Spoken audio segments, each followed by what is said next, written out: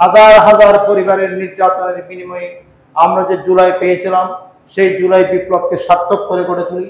এখন ইসলামী দলগুলোর মধ্যে যে ঐক্য সৃষ্টি হয়েছে, এটাও এই শহীদদের বিনিময়ে হয়েছে। এই শহীদদের বিনিময়ে যে ইসলামী ঐক্য গড়ে উঠেছে, আগামীতে যদি বৈষম্যহীন ইনসাফপূর্ণ সমাজ কায়েম করতে হয়, তাহলে ইসলামী দলগুলোকে সম্মিলিতভাবে এই ঐক্যকে আরো সুসংহত করতে হবে।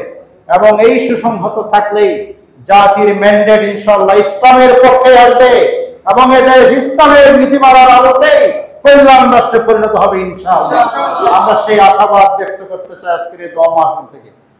এই যে আমাদের শাহাদাত হতপঙ্গুত্ব কেন হলো, অতীত স্বৈরাচারের অনেক কথা আছে। দুইটা তারিখ আমাদেরকে বিশেষভাবে মনে রাখতে হবে। একটা হচ্ছে 15 জুলাই 2024, আমাদের জনাব ওবায়দুল কাদের সাহেব তিনি বললেন এইসব আন্দোলন দমন করার জন্য ছাত্রলীগই যথেষ্ট। এরপরে সাদ্দাম মিয়া এই কথা লুপে নিয়ে বললেন কত দালে কত চাল আমরা দেখিয়ে দেব। এই 15 তারিখে এই ঘোষণার পরে 16 জুলাইতে হত্যাকাণ্ড শুরু হয়েছে।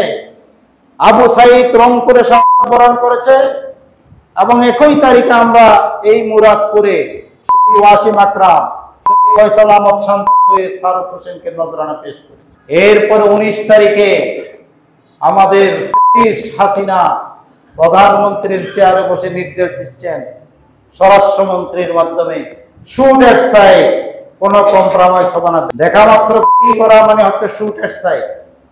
কিন্তু পুলিশ কি করলো, স্বরাষ্ট্র মন্ত্রণালয় কি নির্দেশ দিল সেটা গোপন খবর আমরা জানি না, কিন্তু বাহ্যিক কাজটা আমরা দেখেছি। পুলিশ 19 তারিখ থেকে শুরু করেছে চোখ বরাবর করা, শুটের সামনে দেখা মাত্র করা। সিভিল ডিফেন্সের উপর আমারও লেখাপড়া আছে, আমি ফরেস্ট্রির ছাত্র। পুলিশের কোনো অধিকার নেই হাঁটুর উপরে করা। যদি মন দমন করতে হয় তাহলে অবশ্যই তোমাকে সেই পাই টু পাই হিসাব দিতে হবে এবং হাঁটুর নিচে তুমি ম্যাজিস্ট্রেট অর্ডার নিয়ে করতে পারবা। চোখ বরাবর করার কোনো আইন, কোনো অধিকার তোমাদেরকে দেওয়া হয়নি। কিন্তু আমরা দেখতে পেলাম 19 জুলাইতে ফ্যাসিস্ট হাসিনা অর্ডার দিল শুট এট সাইড, আর তারা চোখ বরাবর। চোখ বরাবর করাতে সব হেড ইনজুরি হয়েছে এবং সবার অন্ধত্ব বরণ করা হয়েছে। এই যে আজকে শত শত অন্ধ মানুষ, তাদের জন্য তোমাদের কি দায়বদ্ধতা, কি জবাব দিবা? তোমরা তো এখন অনুতপ্তই হয় নাই। কোন অনুতপ্ত প্রকাশ করেছে কি আওয়ামী লীগ? কোন অনুতপ্ত পর্যন্ত তারা তাদের বাসার মধ্যে প্রমাণ করতে ব্যর্থ হয়েছে, বরং ষড়যন্ত্রের পর ষড়যন্ত্র যাচ্ছে।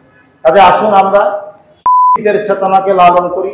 2000 হাজার অন্ধত্ব বরণকারী, পঙ্গুত্ব বরণকারী, হাজার হাজার পরিবারের নির্যাতনের বিনিময়ে আমরা যে জুলাই পেয়েছিলাম, সেই জুলাই বিপ্লবকে সার্থক করে গড়ে তুলি এবং অবিলম্বে জুলাই সনদ দিতে হবে।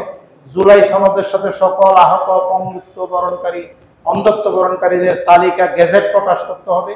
এটা অবিলম্বে করতে হবে। এটার জন্য 1 বছর সময় যাওয়ার কথা না। মাননীয় প্রধান উপদেষ্টা, এটা অনেক বেশি সময় ক্ষেপণ হয়ে গেছে।